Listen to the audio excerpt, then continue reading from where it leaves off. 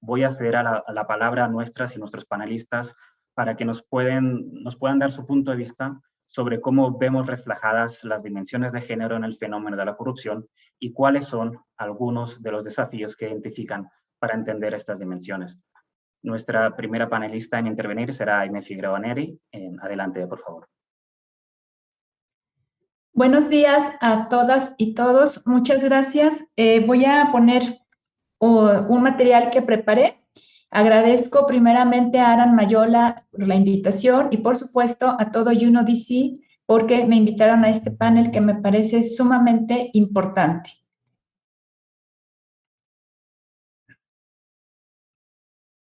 Me parece que ya se está viendo, ¿verdad? La sí, pantalla. Estamos viendo. Gracias. Bueno.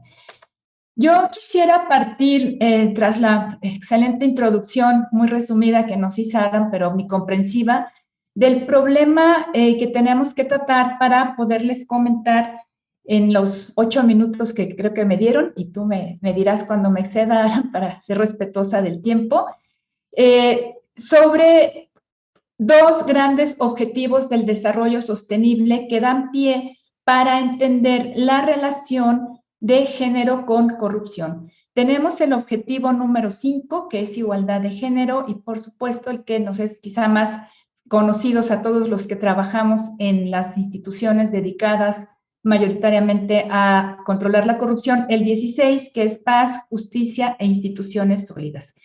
Estos 2 objetivos y lo que conlleva la Agenda 2030 pues nos implican directamente que hay problemas sociales en el mundo graves de la materia, que más allá de las culturas y las latitudes, pues tenemos que enfrentar con unas políticas públicas.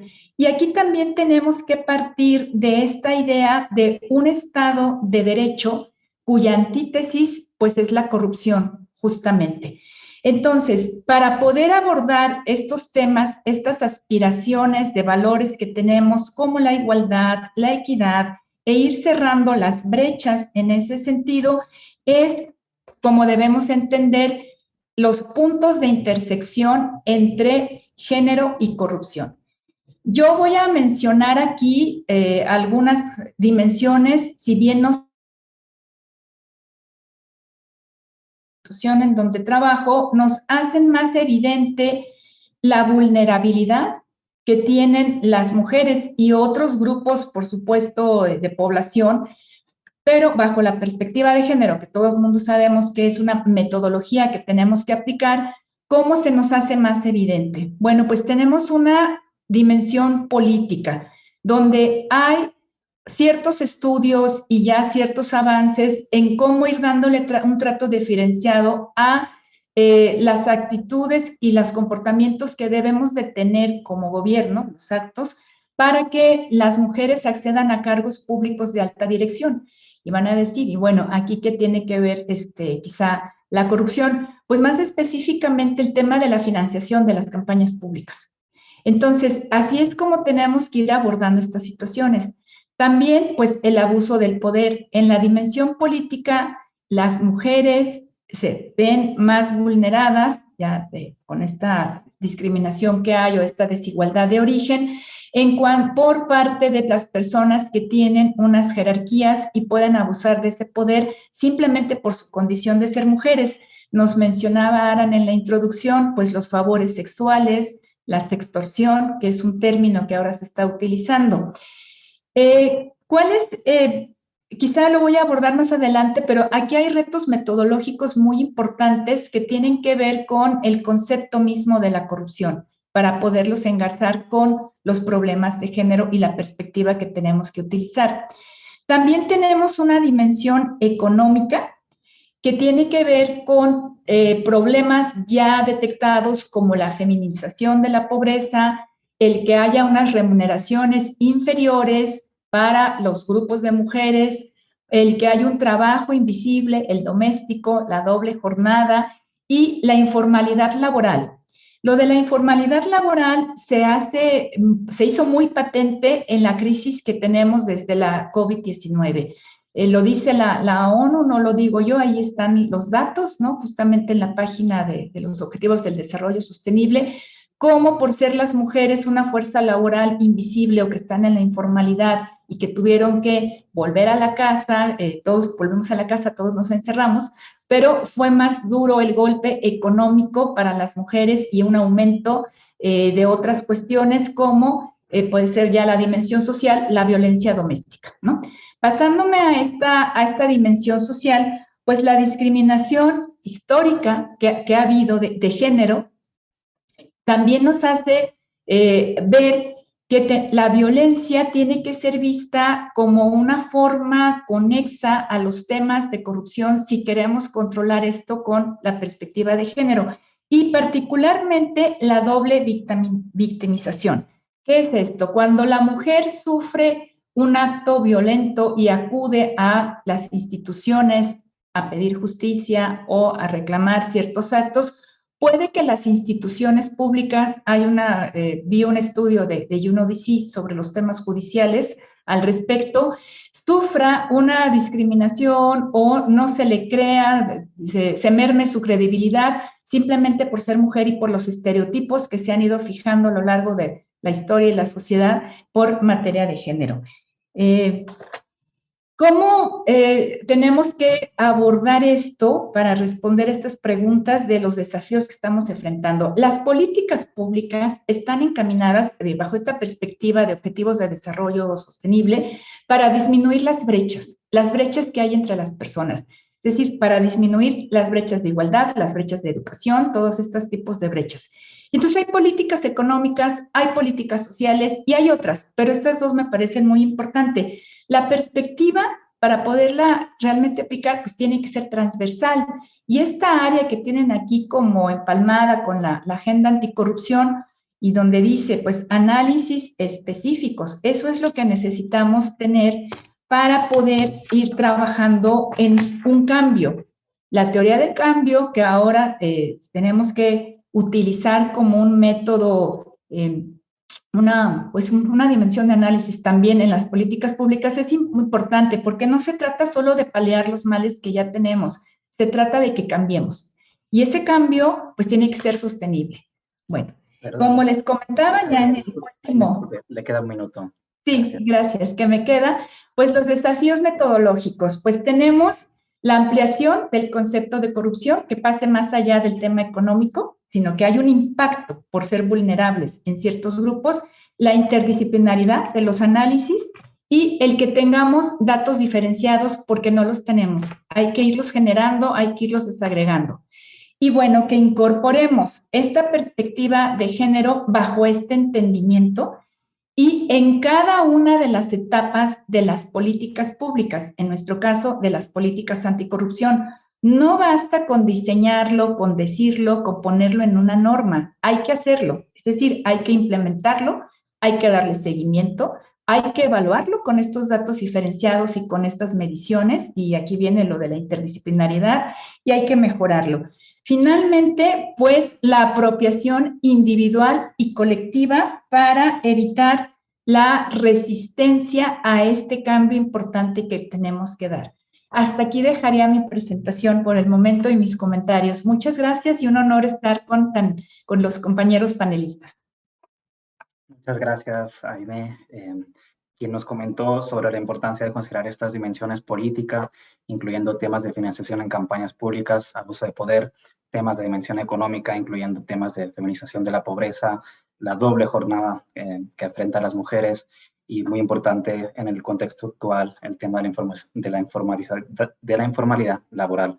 También la dimensión social con la violencia doméstica y la importancia de entender esta violencia de forma conexa con temas de corrupción y la doble victimización y cómo resolver todo esto a través de la disminución de estas brechas de desigualdad incorporando la perspectiva de género. Muchas gracias, Aimee. Para continuar, voy a plantear este segundo grupo de preguntas y de nuevo seguiremos este orden que hemos seguido en esta primera ronda. Entonces, quisiera plantearles a las y los panelistas cómo podemos garantizar la incorporación de una perspectiva de género dentro de las políticas y iniciativas de prevención y combate a la corrupción y qué esfuerzos se vienen realizando desde sus instituciones o sectores para lograr esta incorporación y además qué recomendaciones nos podrían compartir. Iniciamos entonces de nuevo con Noemí Figueroa. Adelante, por favor. Muchas gracias. ¿Cuántos minutos podríamos tener? Serían 7 minutos por intervención, por favor. Perfecto, gracias. Bueno, primeramente quiero sumarme a algo que hizo énfasis Fernanda y que no termino de resolver con el lenguaje. Efectivamente, cuando hablamos de perspectiva de género, no estamos hablando de perspectiva de las mujeres. Estamos hablando de todas las formas que puede haber de género. Es que es difícil encontrar, todos entendemos, y me sumo también a lo que está diciendo aquí Mariel de cómo comunicarnos.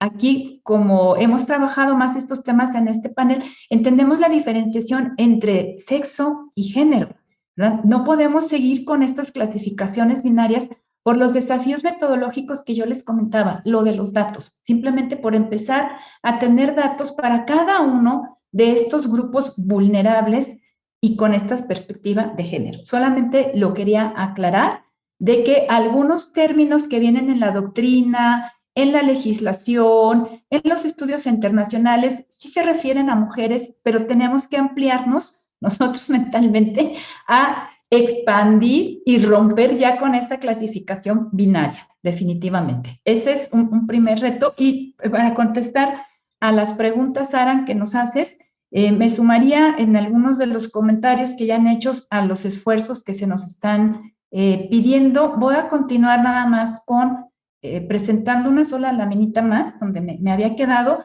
la incorporación de la perspectiva de género. Este entendimiento de la perspectiva que incluye, como ya comentamos y como ya señalaron también los que me antecedieron, esta ampliación del problema y esta apropiación del problema. El problema no es de las mujeres, es un problema aspiramos donde los máximos valores puedan estar presentes, la igualdad, la equidad, la justicia y así. Luego, tenemos que incorporarlos, como les comentaba, en cada una de las etapas de las políticas públicas. Ahora en México, como sistemas anticorrupción, pues todavía estamos en el diseño, no hemos pasado a todo lo demás, pero hay que diseñar entendiéndolo. Y esta apropiación individual y colectiva que estaba comentando Mariela al final, de que no es un problema de las otras o los otros, no, es un problema para quien sea. Bueno, ¿qué esfuerzos hemos hecho? Me voy a salir de la presentación porque creo que no se puede mover en este momento. Para finalizar, nada más les diré los esfuerzos que hemos estado haciendo en el sistema estatal anticorrupción. A ver si ahora sí la puedo compartir porque no se me estaba como moviendo, pero ya quedó aquí presentada. La pueden visualizar, ¿verdad? ¿Todos? Y ahora sí. Bueno, se diseñó y se difundió en medios como una herramienta, un modelo de protocolo de actuación con perspectiva de género para la investigación de quejas y denuncias. Marco Antonio nos comentaba algo que me llamó mucho la atención. Incluso necesitas tener un espacio diferenciado para escuchar a las mujeres o a los otros grupos vulnerables que históricamente se les ha dudado de su credibilidad, ha sido puesta en duda, para que se sientan con confianza. Detalles de ese tipo son los que implican que tú puedas tener un control de la corrupción con perspectiva de género. Ahí está en la página web, disponible para todos. También tenemos un micrositio de anticorrupción y género donde estamos tratando de recopilar, me da mucho gusto que compartan algunas publicaciones y nos estén informando, materiales que hagan visibles el trabajo de investigación, el trabajo de los organismos, cifras, en fin, queremos crecerlo. Se inauguró el 8 de marzo pasado y pues nuestra intención, aunque tenemos una estructura de personal muy pequeñita, pero muy comprometida, estarlo manteniendo. Les agradeceremos que nos hagan llegar todos los materiales que se puedan. Luego somos me parece que hasta el último corte que tenía, la única política estatal anticorrupción que tiene la perspectiva, como principio transversal en la política, la perspectiva de género. Y ese mismo tratamiento le daremos a la implementación y al diseño de la evaluación y así.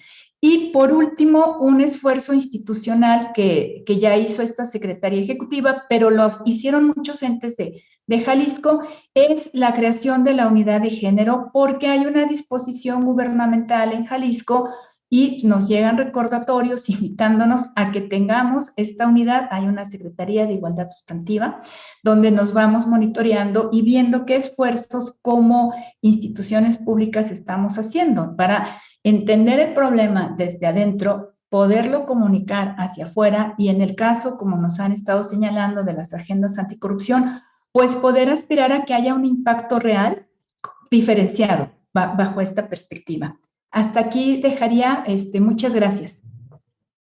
Muchas gracias, Aimee, quien precisamente nos comentaba la importancia de apropiarnos como sociedad de este problema, no pensar que es un problema que solo afecta a las mujeres, y nos comentaba estas 4 iniciativas que vienen incorporando desde el Sistema Estatal Anticorrupción del Estado de Jalisco, incluyendo el modelo de protocolo de actuación con perspectiva de género para investigación y quejas de denuncias, y este micrositio anticorrupción en género.